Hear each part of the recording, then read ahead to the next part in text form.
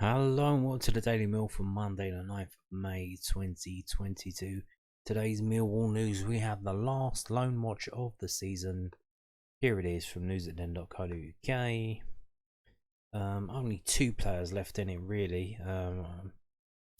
Lions scores at Sutton United on Madcap final day in League 2.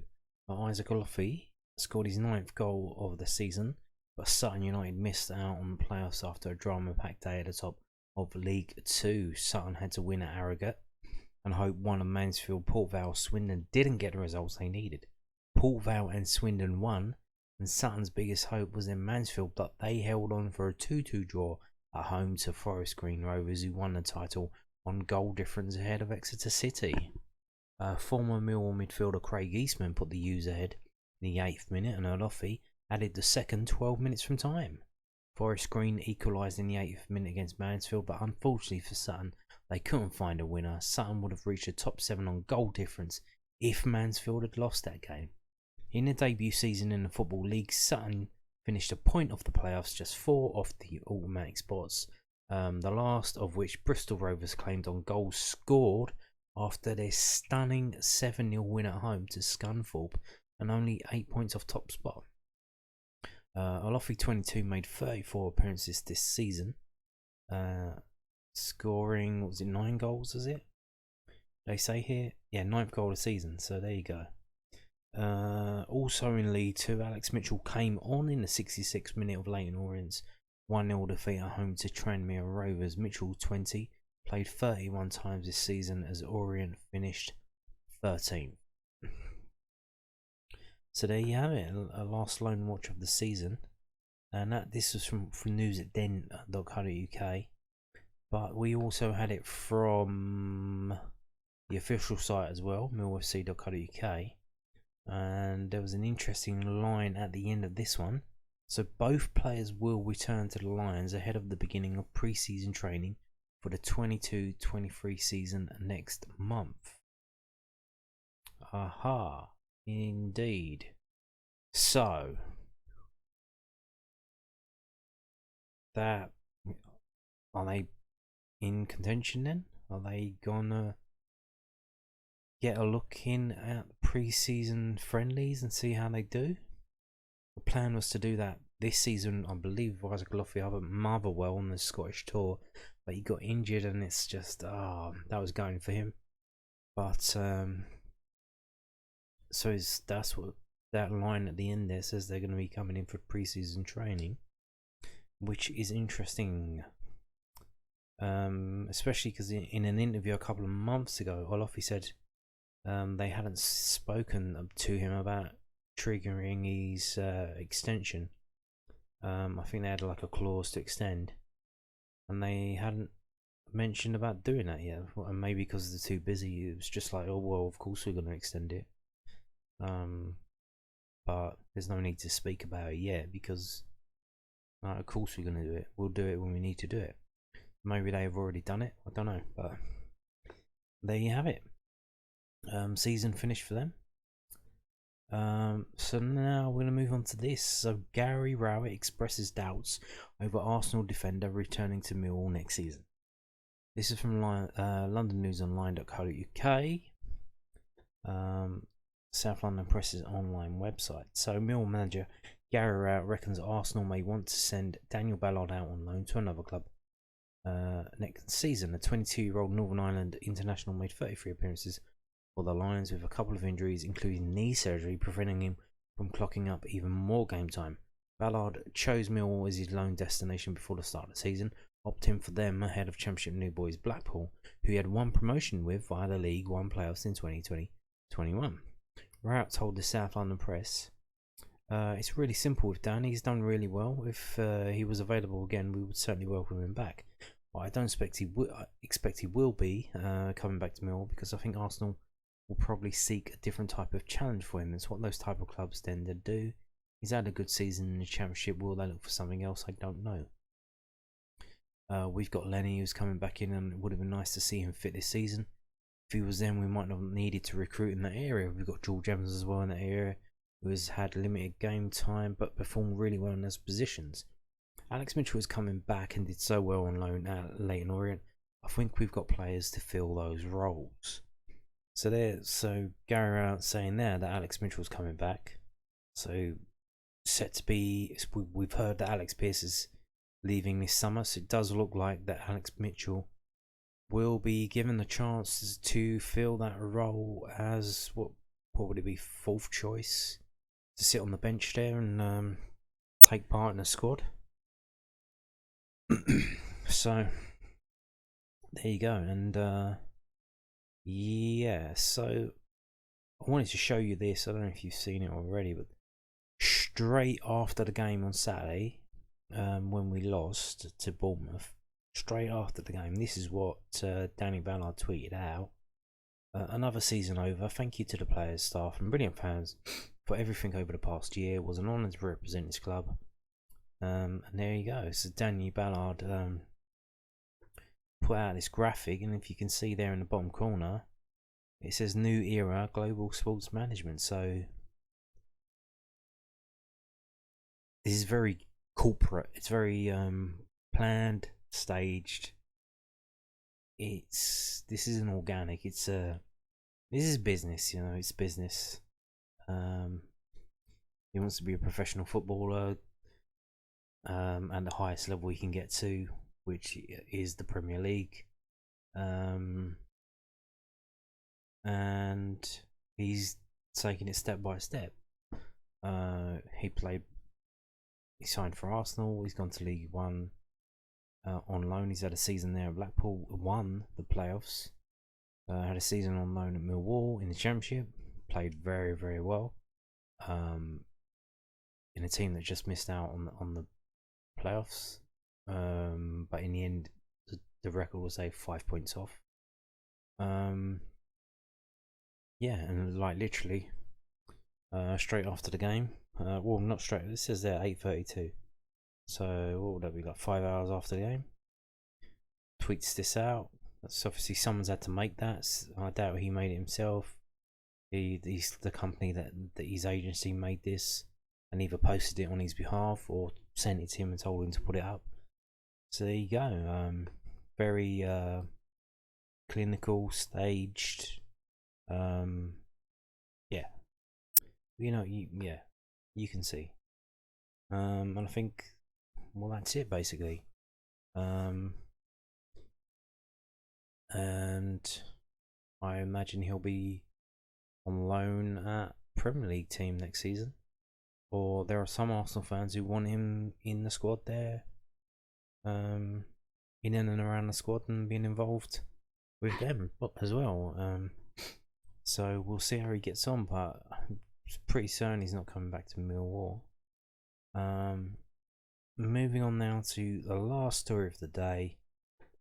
This one here, signings. We're talking about signings. Signing the players we've got, who are going to be let go. I imagine that's all going to come out this week. It's literally the season for that to happen. We're still awaiting news of the players Millwall going to be releasing, especially like the under 23s and that. We know Alex Pearce, we know Connor Mahoney. Other players have already been let go in January. Ben Thompson, Matt Smith, Jon Daddy Varson. So yeah, we'll see who gets let go and who stays, and then we can decide who we need to bring in to add to the squad. So we've got this story from londonnewsonline.co.uk. Millwall boss hoping new deal can be agreed for out of contract midfielder. Millwall manager Gary Rowett is hoping an agreement can be reached to keep Maikel Kieftenbeld. The Dutch midfielder, who turns 32 next month, is out of contract this summer. Kieftenbeld made 27 championship appearances in the 21-22 campaign. Rowett also worked with Kieftenbeld at Birmingham City. The Lions signed him from the Blues in January 2021. I'd like to keep Maikel. Rowett told the South London Press, he is a player that I trust and a player I've worked with for quite a while now. what you need is a little bit of know-how in the squad. There are players who can do certain things that you want on the pitch, and he is a great trainer, a great professional around the place. In my opinion, you don't want to lose players like that, but again, I'll let the club pick that up and see where it goes. My intention is that I'd like to keep Maikel at the club. So, what does that mean? It means, and it sounds like Gary Rowett's trying to keep him at the club, but someone at the club isn't so keen, or what? Or he doesn't have the budget yet, or maybe he needs to make space in the budget if he wants to sign players, other players. Because I imagine something like you can't really just let your manager go willy-nilly and just start signing players and whatnot.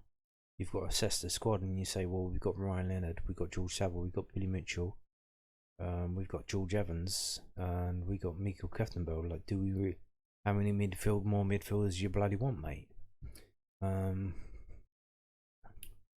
So, you know, maybe one of them needs to go, and the one who's out of contract is the one who goes. Unless we get an offer for one of the others, but I doubt it, because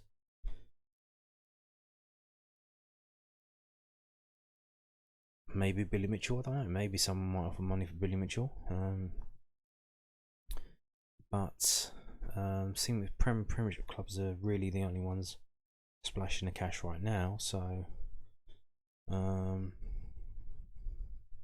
normally they're the ones who would you call it, when some headhunting, when someone wants to go and get someone from another company. Headhunting. The Premier League clubs are doing headhunting. The Championship clubs are spending money, but it's sort of like, well, one club will tell a player, well, you can leave if you want, get your agent to sort you out a deal, and the club that buys you'll have to pay like X amount or whatever. They don't really, there ain't no one coming out from the Championship throwing money at other Championship clubs saying, we want to buy your player, he's so fantastic. It's normally like, we need a left back, who can we get? And then we're like, will we get this player from this club, this player from this club? And it's kind of like haggling, hustling, that kind of thing. Not really like throwing money around, headhunting kind of situation, which happens in the Premier League. So what we've got is all these midfielders. Maybe someone's saying, do we need all these midfielders? Maybe you need to let one go, and well, the one who's out of contract is the one who's going to be let go. Or here's the thing, maybe they don't want to sign a 32-year-old on the same money that it was on before. This is what happened last season, last summer. Maybe it's the same with Alex Pearce and Matt Smith. Maybe they want him to take a pay cut. So it's like, well, we'll give you a new contract, but it's less. Because what happened with I told you this last summer in a video, several videos, is they've imposed a wage limit on League One clubs. There is literally a financial fair play wage limit. They've restricted their capitalist undertakings. They can't spend the money they want to spend on wages. They just can't do it. It's against the rules. So they basically put in a de facto wage limit in the League One. So if you're dropping from Championship to League One, you have to take a massive pay cut. Massive pay cut. And I think a lot of Championship clubs know this, and I think they're kind of taking the piss a bit, saying, well, let's offer him less money, because if he wants to go somewhere else in League One, he'll have to take even less money. So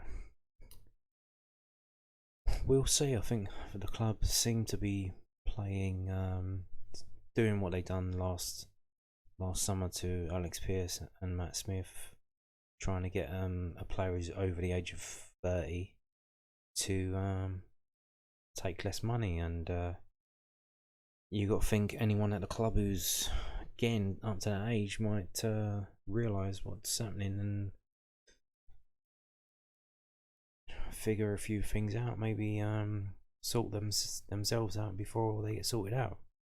I think Scott Malone's 31, so this will probably be happening to him next summer, whenever his contract runs out, so you want to watch for that. But yeah, and there you go, Gary Rowett wants to sign him, and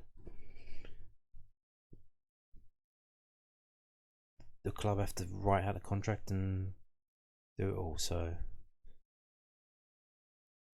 we'll see how that goes. But I imagine a couple of times this week in the videos I'll be telling you about players released, players signed and whatnot, so yeah. And on that note, that is the end of this video. Thank you for watching. Thank you for watching today. Thank you for watching over the season. The channel has grown bit by bit. Views have gone up, subscribers have gone up. Thank you so much. I really do appreciate it. If you want to keep up to date with all the random craziness of the transfer speculation, just subscribe to the channel. Just keep coming back and see where we're at, see what videos I got up, and yeah, bye for now.